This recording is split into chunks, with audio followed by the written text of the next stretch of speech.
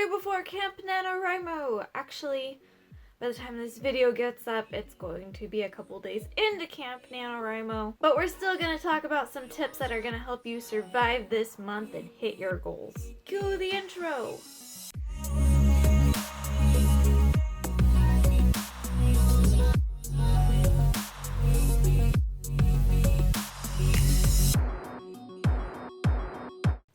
My name is Alyssa, and I'm here to give you the proper mindset and habit development tools you need to become a successful authorpreneur. So if that sounds interesting to you, go ahead and consider subscribing. And talking about subscribers, we just passed over 100 here on this channel last weekend, and I am just so grateful. I know Dylan, the editor, is very grateful too. I'm completely blown away. It's been 2 months since I've done the relaunch for this channel, and I have no words. You're amazing. Thank you for being here. Now that we got all that emotional stuff out of the way, it's not that emotional. It's happy emotions. Checking outside because Dylan's coming back from Utah today with a U-Haul, and I just want to make sure the dog doesn't start barking if he's here, but it doesn't look like he's here.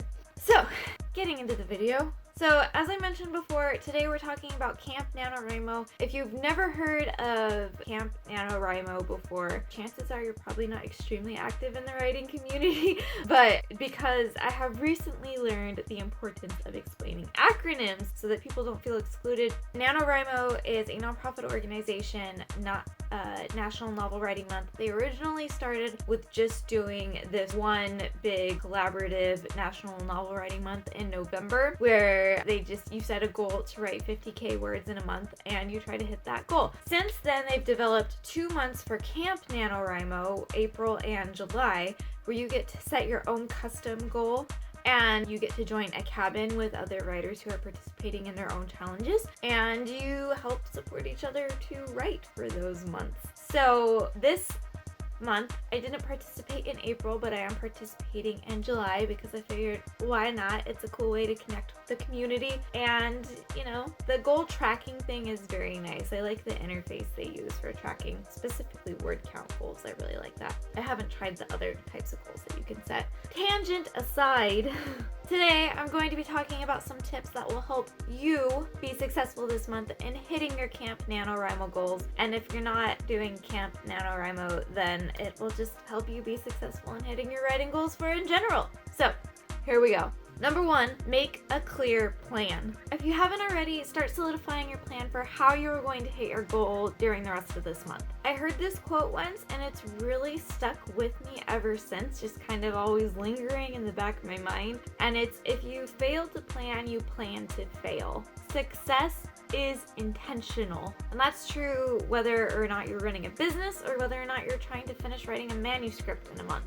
Take a look at your schedule for the rest of your month, make note of certain responsibilities that you need to take care of, and plan your writing schedule around that so that you have physically on paper or in a calendar or anywhere when you are going to write and how that will work for your life.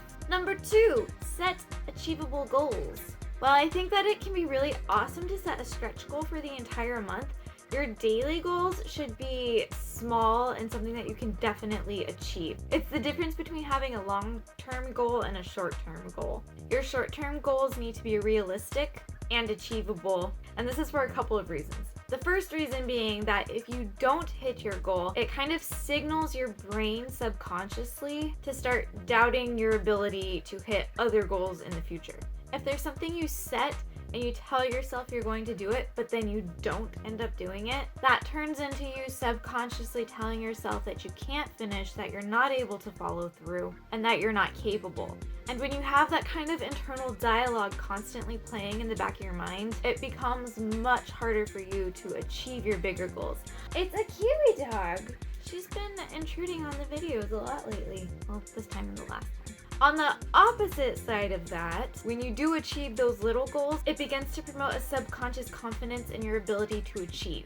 And when you have confidence in your ability to achieve, it becomes really difficult to not do that because you're already expecting yourself to, and you have evidence, life-based evidence to back that up. Tip number 3 is to take care of yourself. And specifically, I'm talking about getting enough sleep.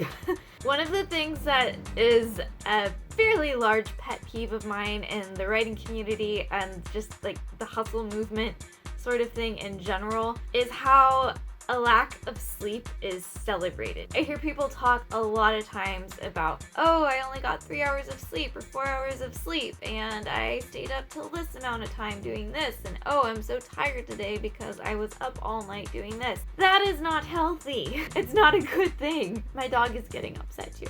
She's very worried about this as well. Sleep is necessary for healthy brain function.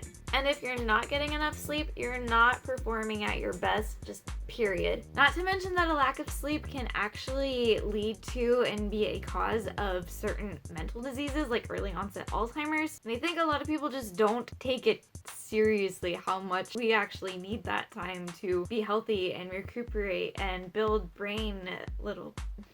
whatever, you get what I mean. And just make sure that you're not setting goals that are so crazy that it gets in the way of your well-being. Your creative brain is worth taking care of, and that means you are worth getting a decent night's sleep. There are several more tips I could add to this list, but since we're in the middle of Camp Nanowrimo, I'm going to cut it off here so that you can go get off YouTube and go back to writing. If you're participating in Camp Nanowrimo this month, let me know in the comments below along with your word count. And if you are not participating in Camp Nanowrimo, drop me an interesting fact about you so that we can get to know each other better. Feel free to do that if you are participating in Camp Nanowrimo as well. My goal for the month is to do 30k words for my rewrite edits. I am estimating that that should put me about at the end of the draft, but perhaps not. There's still a couple chapters that I know need scenes that will be completely new and added in. So we'll see, but I think 30k words should get me pretty close to the end, so that's what I'm shooting for. And an interesting fact about me is that I lived in South Korea for a year. And if you really do some digging, I actually have an old YouTube channel from 2015 that has videos. Maybe I'll post it in the description. We'll see. If it's there, you can go check it out. If not, don't try to look for it because there's a reason. That's all I have for today. If you like this video, go ahead and give it a thumbs up. And if you'd like to receive weekly videos on how to develop the correct mindset and habits you need to become a successful entrepreneur, go ahead and subscribe. Make sure you adjust the notifications and that little bell so that you actually see it when I post new videos. Videos go up every Wednesday. Thank you so much for watching, and until next time, bye! Kiwi? Kiwi, why are you being such a mopey dog? Oh, it's because I won't let you up on the bed, huh? Oh, no, you can't go up there because you're stinky.